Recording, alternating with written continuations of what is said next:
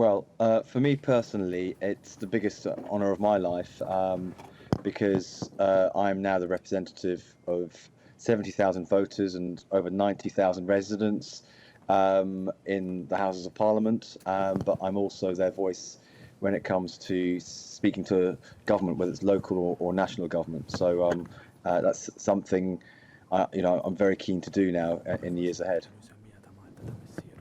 And what about, you mentioned you have ties to Malta, right? What connection do you have to our island?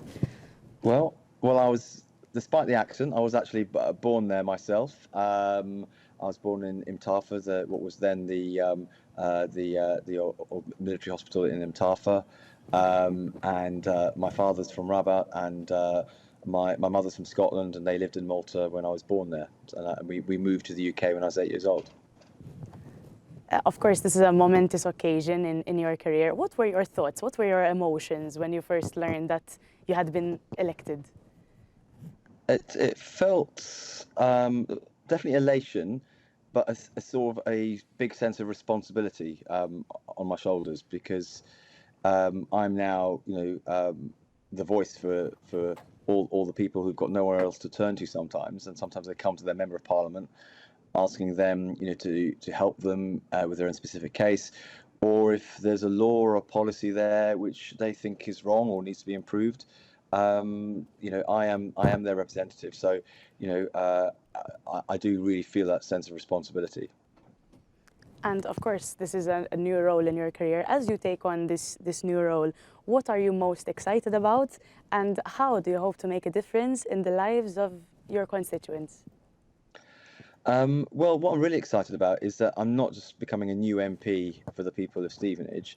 I'm becoming a new MP as we get a new government after 14 years in this country. So I was elected on the UK Labour Party manifesto, and that's a manifesto for change in so many areas of life, whether it's to deal with the various crises we've got, so the cost of living crisis, the health crisis we've got in our hospitals, and also the housing crisis we've got. So these are the things I've been hearing from people when I've been knocking on their doors, thousands of doors with my volunteers over the last 18 months.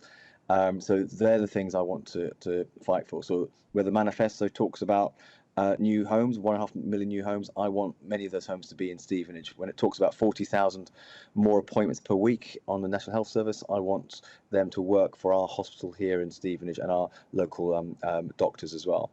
And what does it mean to you to be able to represent your constituents in such a way? It's a huge honour. All my life I've been representing people. I've been a lawyer on and off for 20 years. I've been a local councillor as well for 12 years.